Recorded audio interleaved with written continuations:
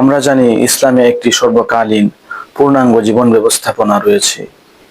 এজন্য ইসলাম যেভাবে মানুষকে আখিরাতের সব বিষয়ে দিক নির্দেশনা দিয়েছে, ঠিক তেমনি ভাবে মানুষের দুনিয়ার জীবন চলার জন্য ইসলাম রেখে দিয়েছে একটি ভারসাম্যপূর্ণ সুনির্দিষ্ট নীতিমালা।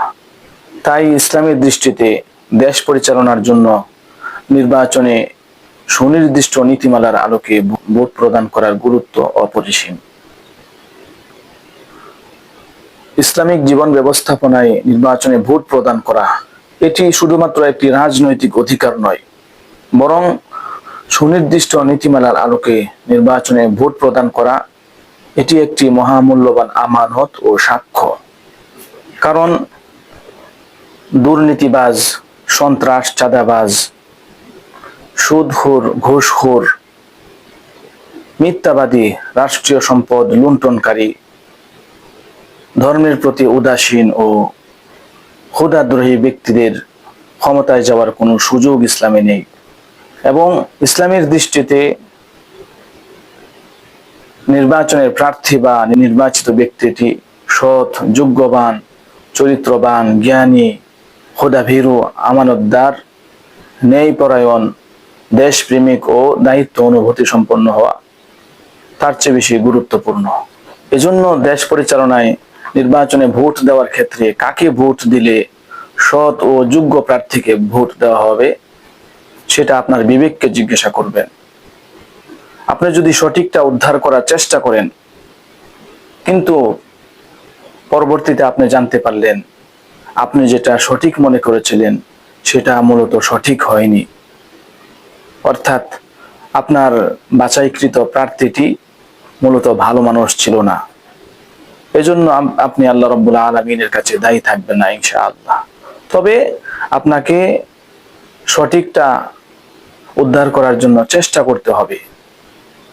যে কয়জন লোক আছে এর মধ্যে সবচেয়ে ভালো যোগ্যবান মানুষটাকে আপনার খুঁজে বের করতে হবে, সেটা আপনার দায়িত্ব। একজন ভালো মানুষকে ভোট দিলে ভোট নষ্ট হয় না। এর কারণ হলো, একজন ভালো মানুষ যদি অল্প কয়েকটি ভোটও পায়, তাহলে সে এটার উপর ভিত্তি করে সামনে আরো কয়েকটি ভোট পাবে, এরপরে আরো কয়েকটি ভোট পাবে। এভাবে করে সেই ভালো মানুষটি হয়তো তার লক্ষ্যস্থলে এগিয়ে যেতে পারবে। কিন্তু আপনি যদি সেই ভালো মানুষটির ভোট দেওয়ার রাস্তা বন্ধ করে দেন, অথবা সেই ভালো মানুষটি কম ভোট পাবে এই কথা চিন্তা করে যদি আপনি অন্য কাউকে ভোট দিয়ে দেন, তাহলে কি হবে? এই সুযোগে খারাপ মানুষগুলো তাদের খারাপের রাজত্ব আরো বৃদ্ধি করে খারাপের চরম সীমায় পৌঁছানোর চেষ্টা করবে। কেউ নির্বাচনে জয় লাভ করুক, কেউ নির্বাচনে জিতে যাক, সেটা আপনি চাইতে পারেন, কিন্তু কাউকে নির্বাচনে জিতিয়ে দেওয়া, কাউকে নির্বাচনে পাশ করানো সেটা আপনার দায়িত্ব নয়।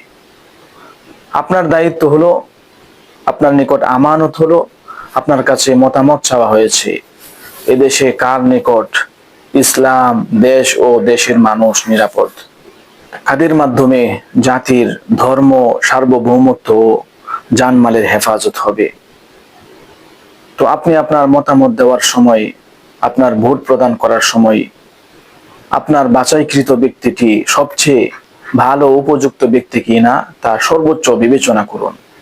প্রতারিত হয়ে, বাধ্য হয়ে কাউকে ভোট প্রদান করবেন না, লোভে পড়ে কাউকে ভোট প্রদান করবেন না।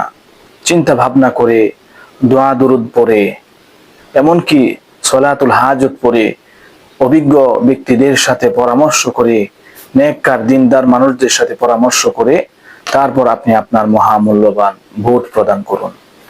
যাকে ভোট দিলে আপনার ঈমান, আমল, ইসলামের স্বার্থ ও মুসলিম উম্মাহর স্বার্থ সংরক্ষিত হবে বলে আপনি বিশ্বাস করেন, যাকে ভোট দিলে দেশের উন্নতি হবে, যাকে ভোট দিলে দেশের সার্বিক উন্নয়ন হবে, চুরি ডাকাতি হবে না, দুর্নীতি হবে না, যাকে ভোট দিলে এই দুর্নীতি থেকে বের হয়ে আসা যাবে বলে মনে করেন, আপনি তাকেই ভোট দিবেন।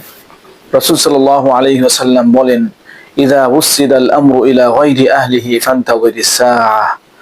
যখন কোনো অযোগ্য ব্যক্তিকে যোগ্য ব্যক্তির চেয়ারে বসানো হবে, তখন তুমি কিয়ামতের অপেক্ষা করো।